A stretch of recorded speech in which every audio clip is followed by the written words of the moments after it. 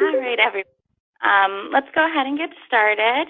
My name is Emily. I'm the Communications Coordinator at SplashLink, and I want to thank everybody for being here today for our latest webinar.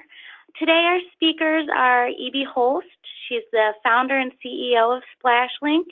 Ebie's been focused on water-related market trends and technologies since 2009, identifying key water-related challenges, commercial assets, and innovation opportunities relevant to markets around the world.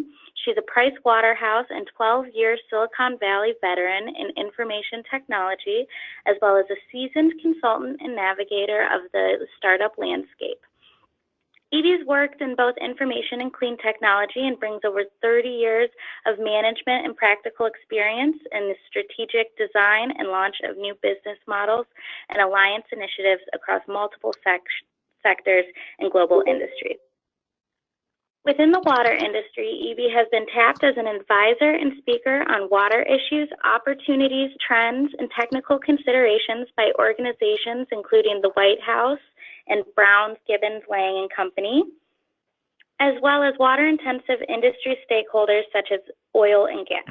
In addition to industry-speaking engagements on innovation, market intelligence, smart water, and regional water challenges, Ebie serves on the Environmental Technologies Trade Advisory Committee, known as ETAC, for the U.S. Department of Commerce on global markets for water and wastewater technologies.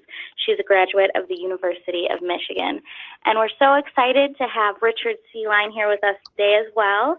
Richard is the Executive Director and Senior Advisor to the Texas-based Accelerate H2O, the statewide and Southwest U.S. Regional Water Technology Initiative. He's a fourth-generation Texan. Richard's career spans over 30 years of private sector engagement, from his role as special assistant to the president of the University of Texas MD Anderson Cancer Center to deputy assistant secretary of the U.S. Department of Commerce. From his family's 100-year-old construction company to CEO of a 12-person global technology-focused economic and business consultancy.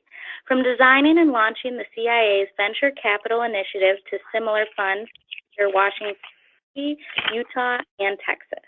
In his capacity opportunities in Texas, $9 billion water technology marketplace, Accelerate H2O's program includes Invest H2O, the annual investment forum, 6 regional innovative water technology demonstration hubs, and 7 industry and public utility roundtables. Through his role in national and international partnerships, Accelerate H2O seeks to collaborate with peer organizations, in-country water-related programs, and industry coalitions. Here we have Ebie. Well, that was a mouthful, Emily. Thank you very much for your patience getting through those bios of both Richard and I. We are here to talk about resiliency and Project ECHO, which is a project that really launched with the partnership between SplashLink and Accelerate H2O. So thanks for being a part of this, Richard. We really appreciate your joining us as you have an anniversary up here, and I'm excited to talk about this with you. Well, thank you. I thank you for your continued partnership, and to Emily, reading my bio just as I gave it to her, although she did not express how handsome I am, but I'll go with just my sincerest apologies. No problem. But I'm looking forward to visiting with you, Ebie, and of course our participants on the webinar. Likewise. So let's go ahead and dive right in. Richard, I'd like to speak to you for a moment. It's been almost a year now since Harvey, and you were aware that Harvey was going to hit. Can you talk a little bit about what you and Accelerate H2O did to try to prepare for the storm? Well, I think there was nothing unique about us or others in Texas or along the Gulf Coast watching Hurricane Harvey evolve from a tropical storm to a large hurricane. I don't think any of us had a sense of what the true impact would be. But one of the things that we had noticed in a prior roundtable almost 2 years before was that the National Weather Service, NOAA, and others, National Oceanic and Atmospheric Administration and Commerce, had actually identified the area from Dallas, Fort Worth to San Antonio as Flash Flood Alley, one of the most prolific places in the United States for persistent flash floods. And so four floods that actually started in central Texas and made their way down to the Houston and Gulf Coast area were kind of an indicator. But I guess about a week before, as the hurricane was forming, we had also had conversations with our partners at the city of Houston, other industry interest in the business community that were concerned about the strength of a hurricane estimated to be at the category at the time, which was pretty significant. Obviously, it became a lot larger and more significant. But long and short is when we picked up from the business community, from some of the public utilities, that there may be a need to identify some of the equipment, some of the technology that had been presented to us over the years, as well as in our conversations with the city of Houston and down in Corpus around demonstration hubs and technology showcase opportunities. We kind of felt like maybe we ought to do something a little bit more aggressive and a little bit more anticipatory rather than responsive. And that's when I reached out, Emily, to you all to see what we could do in leveraging your platform and our networks to begin to identify potential technologies and solutions. And at the same time, I wanted to find out what the business community, chambers of commerce, economic developers, others, what their members were thinking about. And that really started the process from our perspective of where we could contribute to potentially pre-planning as well as ready to go on the ground if necessary once the hurricane landed and initial recovery started. And I want to thank both your company as well as others who responded then and continue to respond because the effects of the hurricane still remain up and down the Texas Gulf Coast. So Richard, talk a little bit about, I'm looking forward to talking a little bit about how we made our process work, but as I remember, you and I had some fairly initial conversations, and you had briefed me on some of the relationships and feedback loops you had developed as the storm was starting to hit, and then it hit. Talk a little bit about the, some of the stakeholders that were impacted. Like we see this picture, it was just overwhelming. Right. Well, I referred to Hurricane Harvey as the first ADHD storm of the 21st century, because as you recall, and others that are on the phone, the hurricane was first going to come into Corpus. It wobbled, it went in a little bit north of Corpus. Then it was going to make not just landfall, but march all the way up to San Antonio and Austin. And that started a whole set of initial prep, not just in the Corpus area, which I'll come back to in a second, but also, two major inland communities. And And so when the hurricane finally landed just north of Corpus, that was a windstorm and in a true hurricane sense of wind and tornadoes and all, and some water.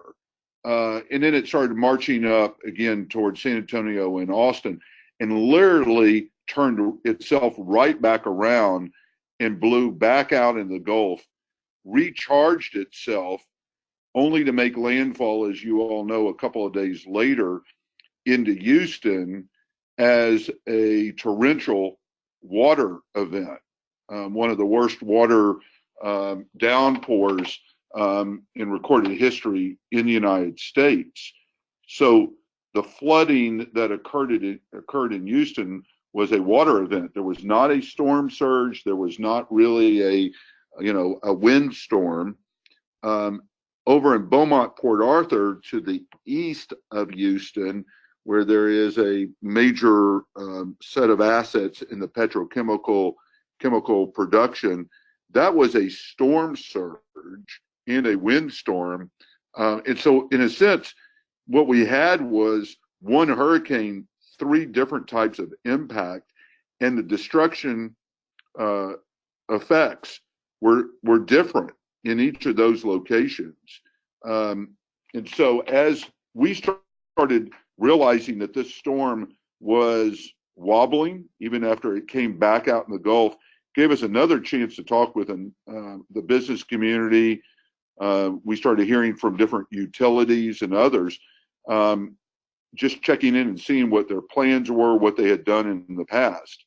Once it got into to Houston, again, as you all know, this was an overwhelming circumstance of flood conditions, and most of the attention, as it should have been, was on life-saving and immediate recovery.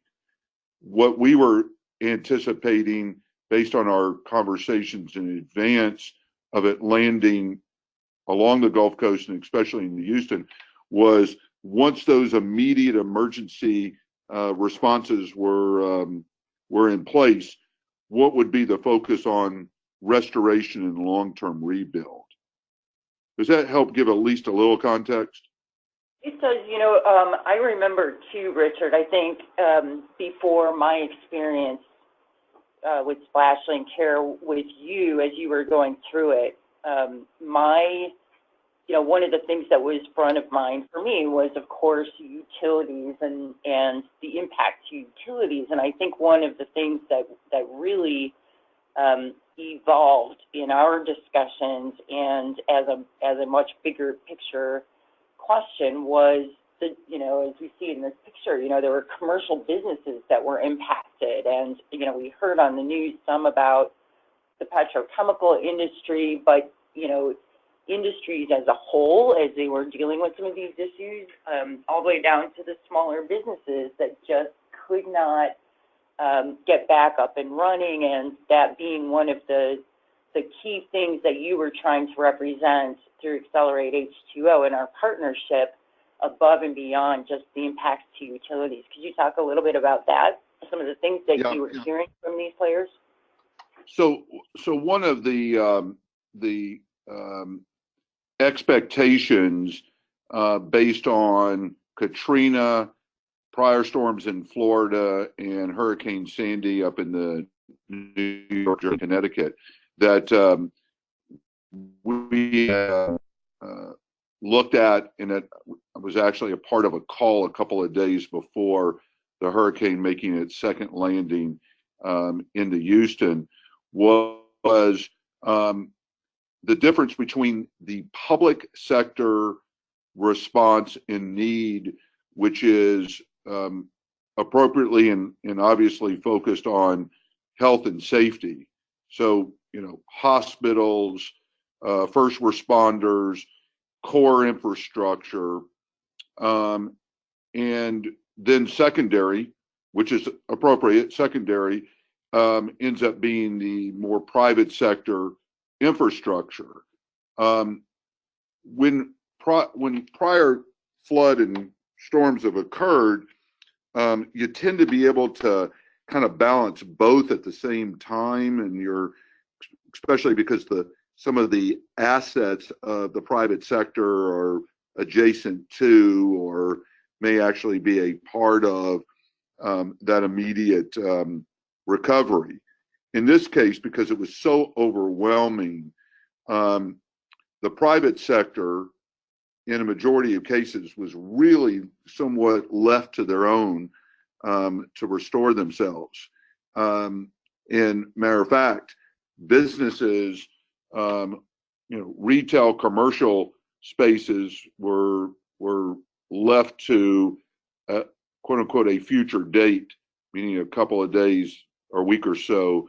But it was more of, and if you can see some of these pictures, hotels that needed to house people that were normally available as backup for homes and neighborhoods that were destroyed. Well, some of those hotels themselves were taken out of commission. Restaurants, which typically were a source of, in groceries, those were also impacted.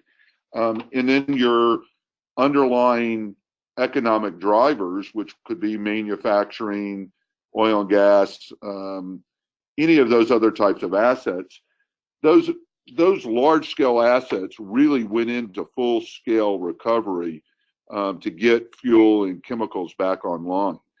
But all in all, I think Hurricane Harvey, being a worst condition, worst case scenario, taught a lot of lessons out of it, which we'll discuss in a few minutes.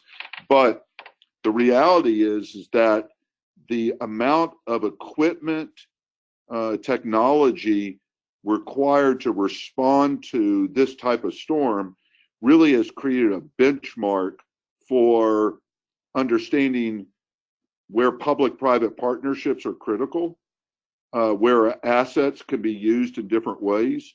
So again, not jumping ahead, but when you think about a community that is surrounded by a number of manufacturing, operating parts of the economy, with a large medical center, largest one in the world, you have to be able to discern where the priorities are and where you can get as much equipment, technology, and expertise deployed. So thankful to HEB, the grocers, to Anheuser-Busch and Silver Eagle distributors. They were fantastic in delivering generators and drinking water for as many citizens as they possibly can. And frankly, they delivered more water than any other government entity did in the sourcing of drinkable water. I'm gonna, getting access to that water right away is so important, Richard. And I know we've heard about, getting bottled water in particular as sort of a near-term kind of patch that we've seen in a number of different emergencies. I wanted to, before I move on from this slide, bring this also to the technical aspect, which is that if you think about pictures like this and you see commercial businesses literally underwater, one of the key concerns here in both the response and the recovery is how much contamination is brought with these high waters. So there tends to be, very near-term concerns around disinfecting surfaces, around potential contamination of, growth of mold and mildew issues, trying to get water out of some of the materials, the equipment that, for example, a restaurant might have that's been contaminated, and also dealing with, not only the power issues that you guys were facing, but the ability to bring water to people in a way that is beyond just the bottled water, because we know bottled water is not a long-term solution. So, you know, clearly, you know, Houston needed solutions. Ebie, would you mind talking a little bit about how it was that you and Richard connected initially on this issue? Yeah, so Richard and I have, we've known each other for several years now. We have an ongoing partnership together, and, you know, when SplashLink is based in Ohio, and we had got all back in when Toledo had their first contamination due to toxic algae a few years ago. We were in no position to really provide some support at that point in time, but it gave us an opportunity to kind of think through how we could leverage our platform for disaster response. And so one of Richard's and my colleagues, Sally Gutierrez, who is with the US EPA and has worked with the clusters for several years, made sure that we connected. And once Richard and I had a chance to talk, we realized that because we were still ahead of the storm at that point in time, we realized that we could use this particular event to really try and put our platform to work in support of the coming crisis. So let me just talk a little bit about SplashLink and what we do with this kind of disaster response event. So we are an online platform. We enable players across the market to connect with one another, to post their needs, all the way from kind of problem statements all the way through to bids and RFPs. But we also provide alerts to other players who are interested in that, or who have some type of service or equipment to help. One of the things that we learned, you know, back with Toledo several years ago was that there needs to be some type of a buffer. Whoever is dealing with some type of a crisis needs to have a buffer, some protection from kind of a swarm of vendors, but at the same time, they need access to a wide range of different potential types of solutions. And so this platform, Echo, through SplashLink, enables some of that buffer as well as the notification to players all over the world, so that our job really is to serve as a tool to help players like Richard expedite getting those needs in front of a wide range of stakeholders, and to provide a mechanism for them to see what their options are in a very standardized kind of a manner. So I'll talk a little bit more about that.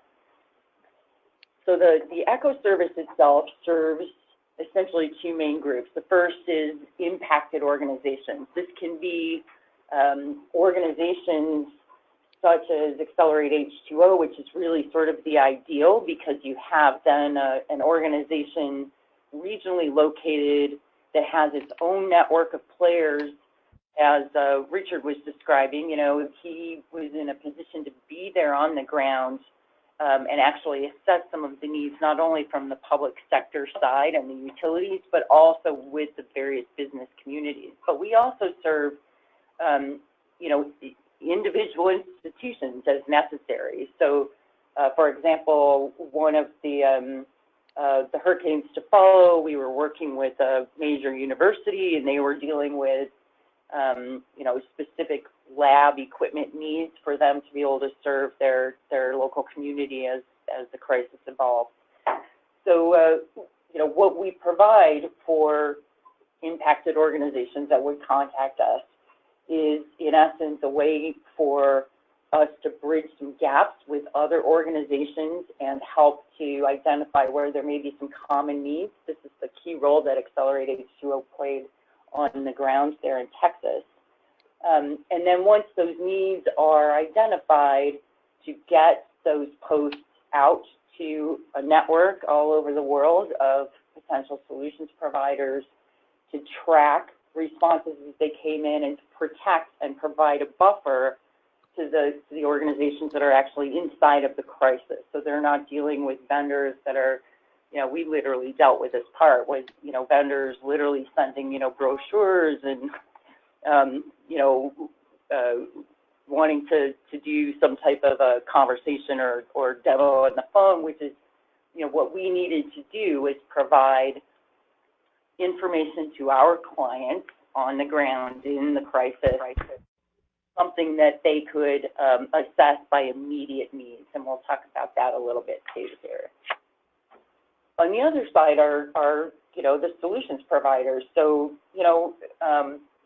there generally has not been a good mechanism to date for solutions providers to get a sense of where the various needs are, who has them, what types of specifications they may need to meet, and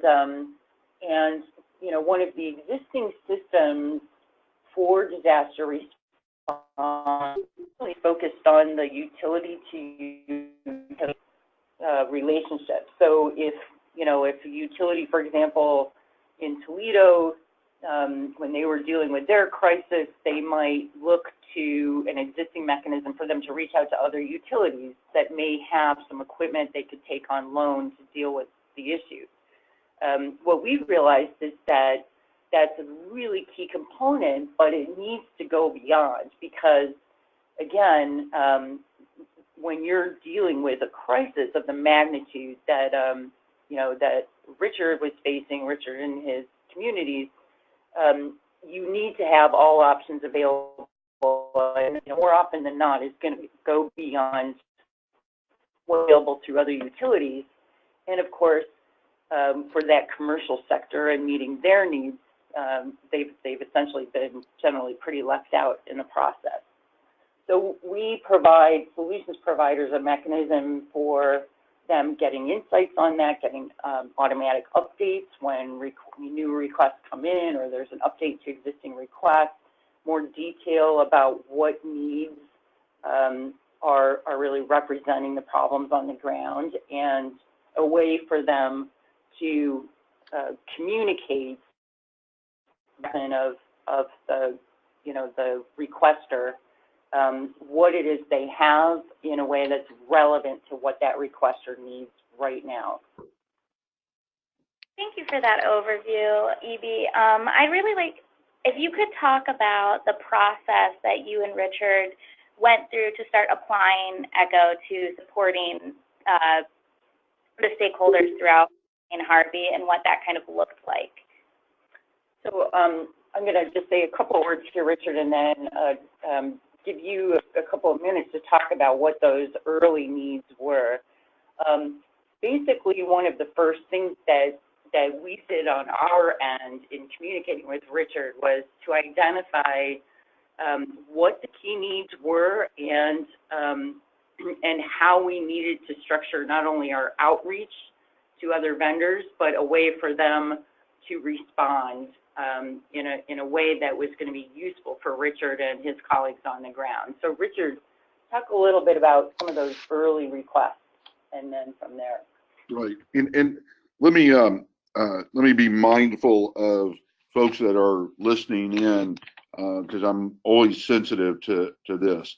We played a very, very minor role amongst hundreds, if not thousands, of other people in the communities across the Gulf Coast, in Greater Houston. What we wanted to do was find some way to contribute to the recovery and restoration. So I want to make sure that this doesn't come off as a presentation of such significant importance that it devalues, frankly, a lot of others who did very significant yeoman's work. What we found was the need to quickly curate and inventory portable, skid-mounted, and energy-independent units that could hit the ground immediately to do two things. One was to generate drinkable water. The other was to clean up wastewater that was not going through the typical infrastructure of a public system, or that had amassed, so to speak, on or adjacent to private property.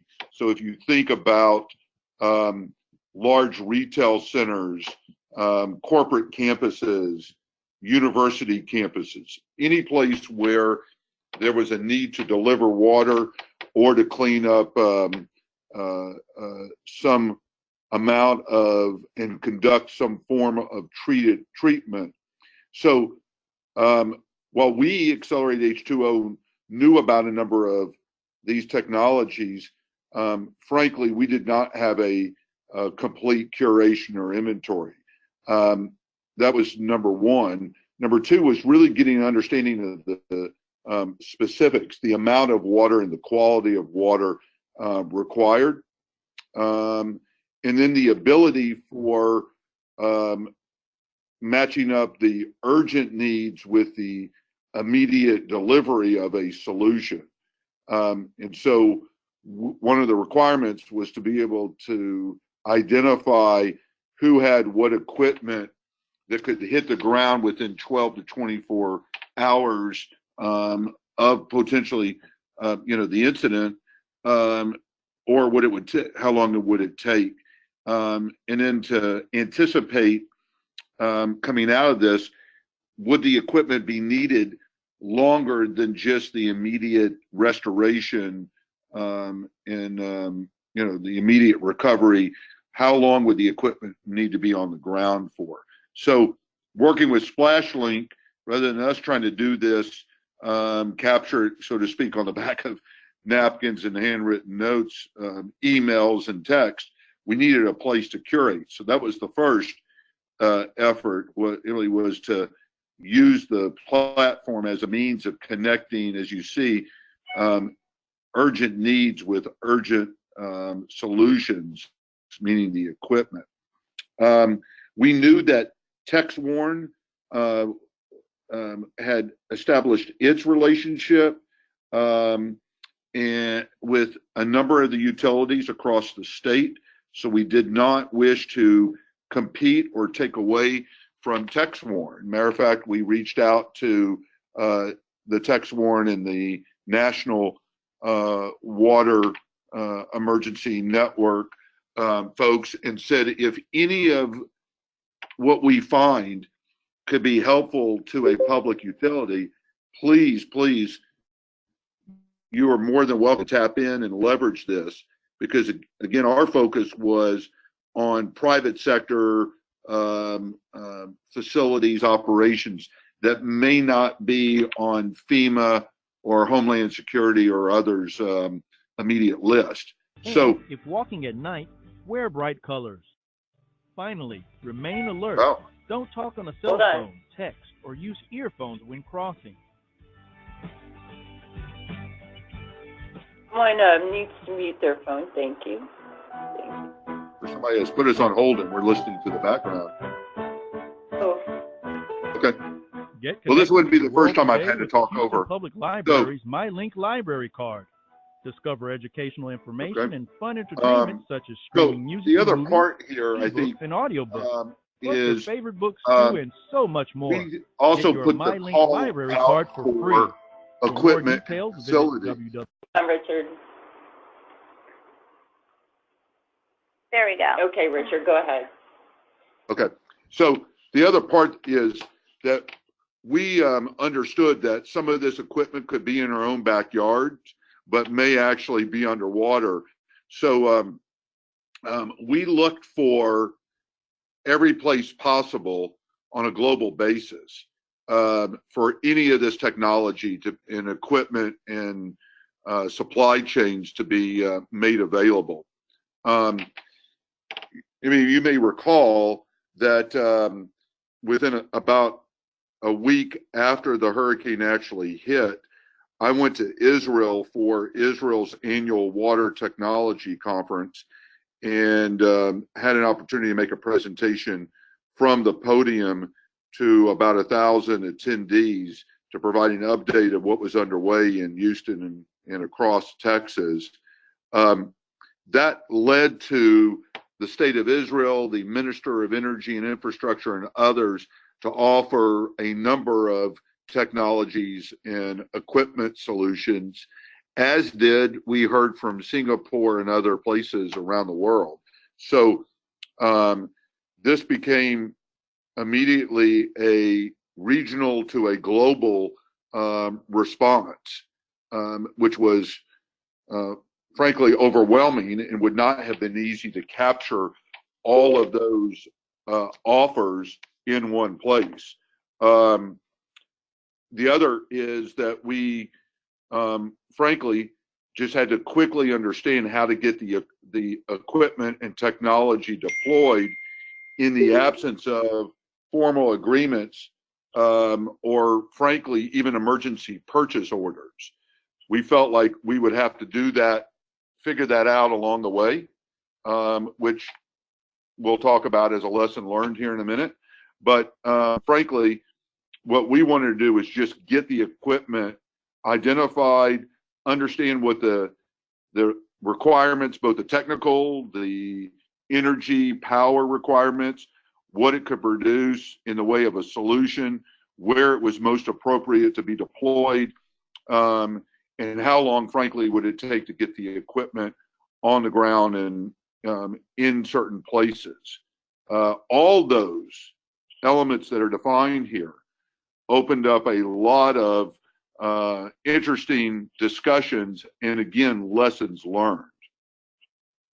So, Richard, I'm gonna keep powering us through this a little bit. Yep. There's so much to cover. What I have on the screen here is one of the tools that we used together, which was essentially translating some of those requirements into a survey that all of these various companies, from Israel to Singapore to the Netherlands to within Texas and beyond, we're pushed to respond to. And some of the questions that I remember being included were things like, as you've already referenced, is this a water generator? Does it have its own power source? What's the volume of water it can handle? What can it remove if it's treating the water or cleaning the water? How quickly can it be delivered? Are you willing to be paid, or some extended period of time, or even potentially to donate this equipment? Will it require training and so forth? And once we had some of those questions in line, we together, along with a number of our respective partners all over the world, send it out to their own networks and help to get those requests out such that we were able to pull that information back in. So this is just a snapshot here on the mobile water treatment is one of those really key needs that you had identified, Richard, and we ended up, I think for Harvey, at least through us, we had about 40 different companies respond, and then just speaking from the SplashLink experience, by the time we got through Hurricane Maria, we had closer to 100 different companies.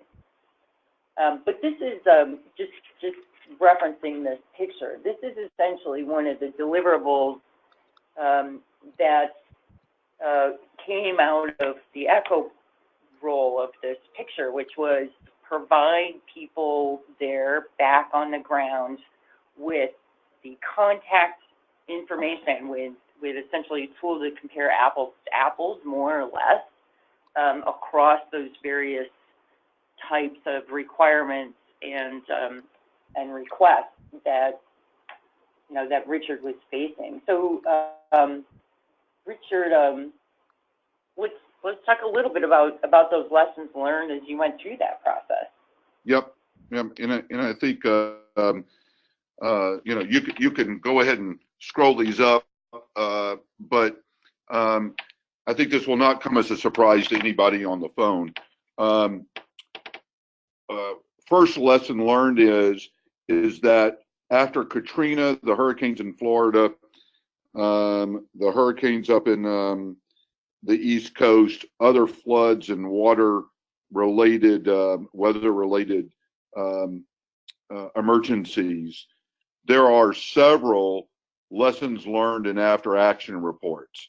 And sad but true, no one precisely knows where all of those reports are, and therefore give credit to the city of Houston, Beaumont, Corpus, and others who on their own picked up the phone and called New Orleans and others to try to get as much information and idea about what to do and what to plan for, and then in real time what they should be doing as a part of their response.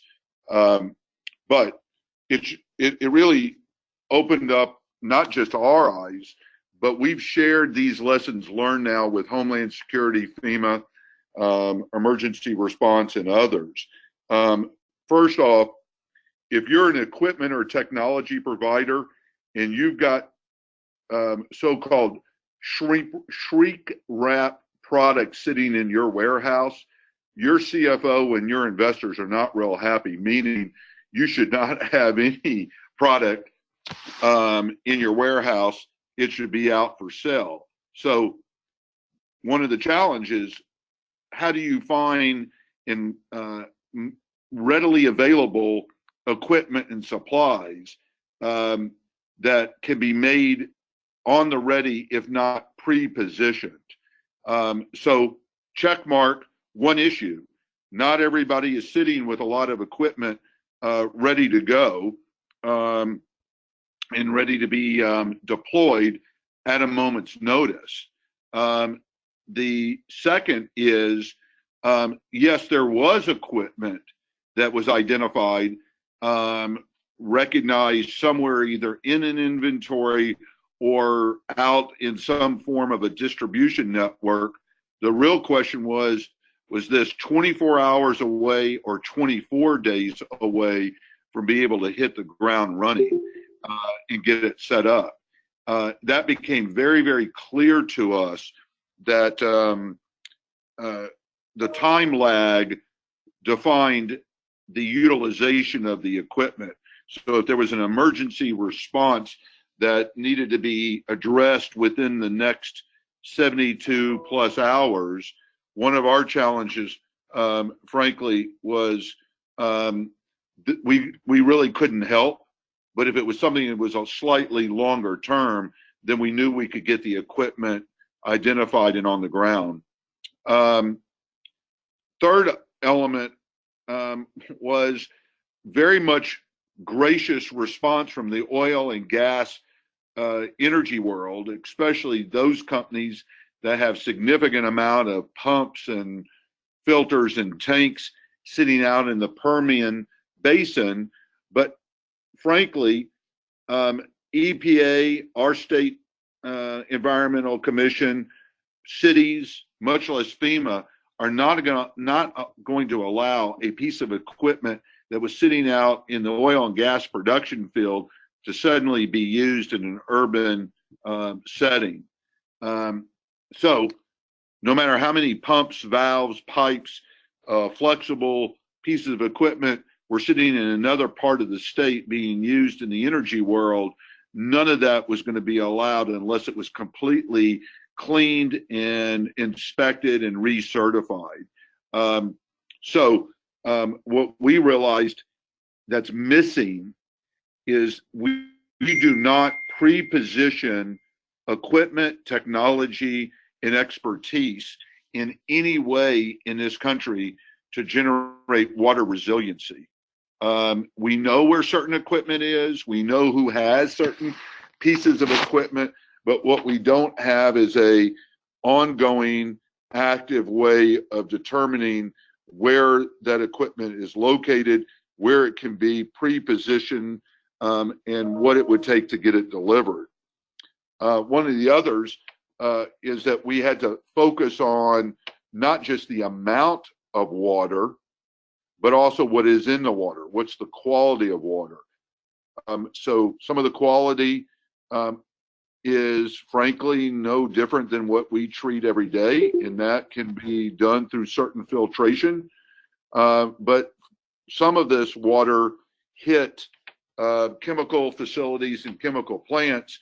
And so how do we determine in real time what are we treating in the way of water quality? And that continues to plague not just normal conditions, but obviously emergency conditions. Another part is we identified as a lesson learned is that with all of the formal structures, FEMA, emergency response, governor's office, mayor's office, all of this infrastructure that's put in place as what we call more traditional formal networks, frankly, more water, more rescues, more meals, more cleanup was done by informal and non-traditional networks. And we need to recognize this as an ongoing opportunity and advantage with equipment and technology, is that these informal networks need to be a part of the entrepreneurs, the innovators in whatever recovery and response. And then how do you ultimately design and implement, in this last one, efficient and effective and economic water resilient strategic plan? I will tell you, and most of you are aware of this, whether it's Zurich International or Lloyd's or any of the insurance companies, including even FEMA now in front of Congress, the fact is that the insurance industry is not going to rebuild, refund, and reinvest in areas, both community-wise and industry-wise. They are not going to put money out unless there are truly more efficient, effective, and economic water resilient strategic plans, and that includes both flood and drought. So this map that's up is a very simple example of the city of Houston in all of its infrastructure that we now have an opportunity to partner on the largest demonstration hub in the United States with the third largest public utility on both drinking and wastewater, as well as storm and flood activities. Reason why I wanted to share this is that we originally had a demonstration hub moving with the city of Houston on optimization, but it has now extended and expanded into resiliency. So we are actually launching several demonstration projects related to storm and flood. And these include everything from data, sensors, meters, instrumentation, to new forms of retention and detention ponds, all the way over to what can you do with pipes that tend to backflow from overwhelmed amount of water. Bottom line is, City of Houston and others have offered up this demonstration hub for us, those of you on the phone and others, to leverage as a part of a network across the Southwest and the Gulf Coast to enable full-scale demonstration in technology showcases. Thank you so much, Richard. So we're running a little short on time here. I'm going to turn it back around to Ebie. Ebie, could you please talk a little bit about how Hurricanes Irma and Maria came up pretty quick right after Harvey? Could you talk about the additional needs that came through SplashLink from these events, in addition to what you saw with Harvey? Thanks, Emily, and thanks, Richard, for that backdrop. So, I'm just going to very quickly touch on a couple of things with Puerto Rico in particular. Puerto Rico with Hurricane Maria had, many of the issues that Richard already described. One of the things that was particularly striking for us in how SplashLink interfaced with them was that the power challenges were so profound and continued for so long that our support for Puerto Rico actually began through text messages. We were able to exchange text messages, you know, for weeks before we could actually talk by phone. So and one of the things that came up for them, of course, was point of use products because of the transportation challenges that you know, moving bottled water, for example, became a significant challenge because of the cost of fuel and not a clear line how that would pay for using helicopters, for example, to do bottled water drops, and bottled water, of course, is heavy. So point of use was a really important issue, and the second one was lab equipment. So you know, it was really kind of a moving target in identifying some of the contaminants and the risks of contaminants. Some of us heard through the news, of course, that people were being driven to using, you know, raw water for their drinking needs. And so that represented some challenges not only for, you know, kind of bacterial contaminants, but also, you know, heavy metal contaminants that became a question. And of course, we were able to produce some similar types of reports for the responses there. Another thing I'm just going to touch on here is we talked a little bit about the vetting and tracking and the access to outreach and response, but a really key thing for these other communities was the access to funding. And I'm going to talk a little bit too about that with the lessons learned, but you know, this continues to be a pervasive issue for Puerto Rico today. You know, what, if any, ongoing federal financial support would there be for Puerto Rico? What, you know, what's available in the near term? And that was an area where we were able to connect them with some additional funding sources, particularly when it came to different profiles beyond the public sector that were in need of help. So just a couple of lessons learned here on what we were seeing, at least across our own experience, is obviously power and communications. I know Richard, you know, was dealing with this very much on the ground, as we mentioned, with that priority of mobile treatment with their own generators. This really, you know, continues to this day with Puerto Rico. And as I mentioned, having buffers for the players who are on the ground navigating this is so often key. And I don't know that solutions providers necessarily are as sensitive to that as they might be. You know, we continue to hear about Flint, you know, and Flint for years was just getting swarmed by vendors, and it's just a very tough position for them to be in. The next thing is hey, let me throw in something, because I think you're raising a point here that was learned in Houston, learned in Puerto Rico, in other places. The worst time to try to get your technology and your equipment in place and on the ground is on the day of and on the days after an incident. It's difficult. They're overwhelmed. They have tons of people giving them ideas and suggestions.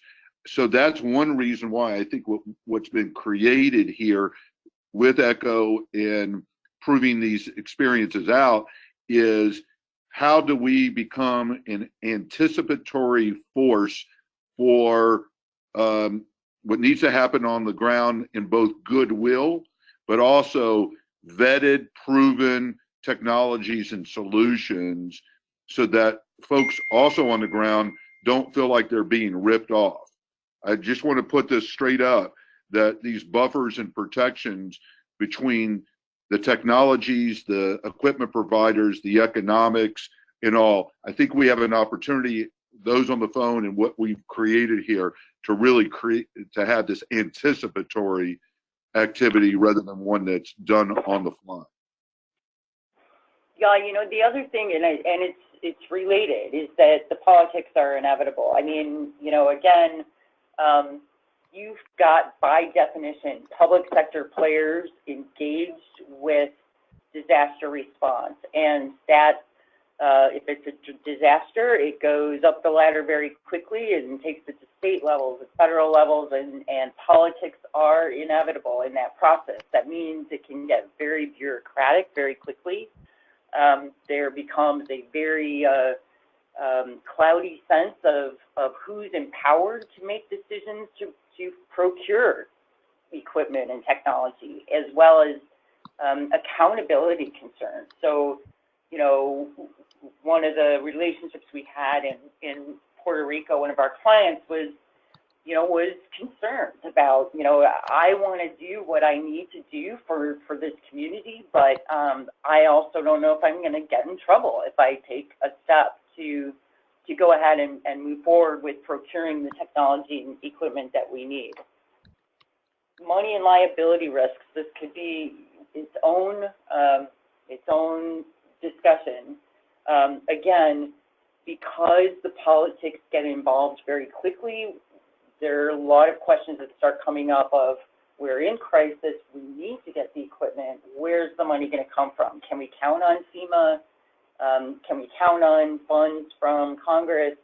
And if not, then, who's got budget that we can get this from? And then from the point of view of solutions providers, what liabilities do they have without those questions answered, not to mention the potential liabilities of their equipment being sent somewhere where it may then be subject to contaminations they have to deal with. Documentation, this is still a gap. The folks who are trying to deal with disaster response in between the cracks of players like FEMA and others, having some sense of standard of how to document what's going on. So even simple things like, was the order placed? Who is it placed from?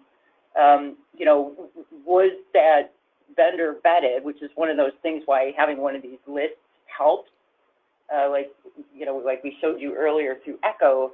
But beyond that, was it delivered? Where was it delivered? Did it get deployed to a specific location where it was needed? Who handled it when it got there? All of those different things are very much, as Richard mentioned, still left somewhat to the back of a napkin, kind of a challenge, especially in a disaster. And then knowing who is going to have what's needed on the ground to handle the logistics of that. So, again, we saw pictures of freeways just being completely flooded. Well, who has trucks that's going to make it through that? How are we going to deploy this? What is it that we're trying to move, and is it too heavy for helicopters? And what's it going to cost? And again, where's that money going to come from? So I want to, Richard, we're really tight here. I want to just turn it back to you for a quick minute to talk about some of the the three main things about resilience, the focus that Texas has on resilience, and what those are as we start to wrap up here. Yep. Let me be cognizant that we've probably given everybody a lot of information. But one, we've launched the Innovation Hub with the City of Houston. You can get more information at houstonh2o.org.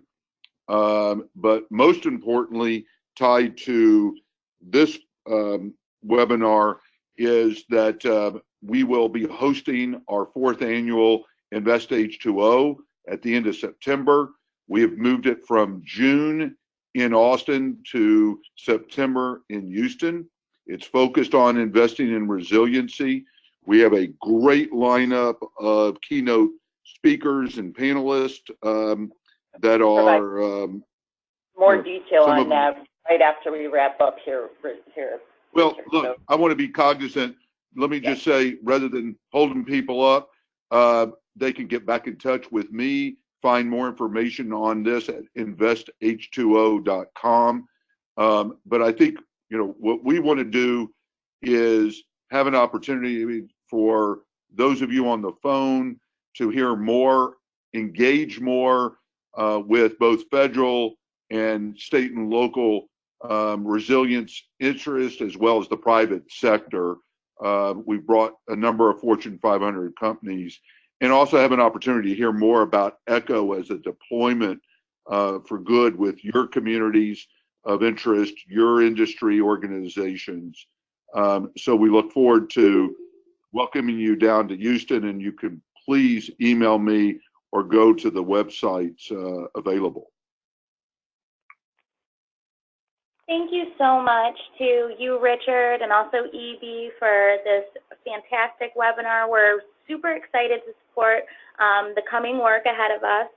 And I want to encourage everybody on the webinar to just stay tuned, because Richard will have all the details that you'll need for this super fantastic forum on resilience. Right up next. Right up next, so just hang on a moment. And thank you so much for being with us today. Richard, I'm going to turn it back over to you.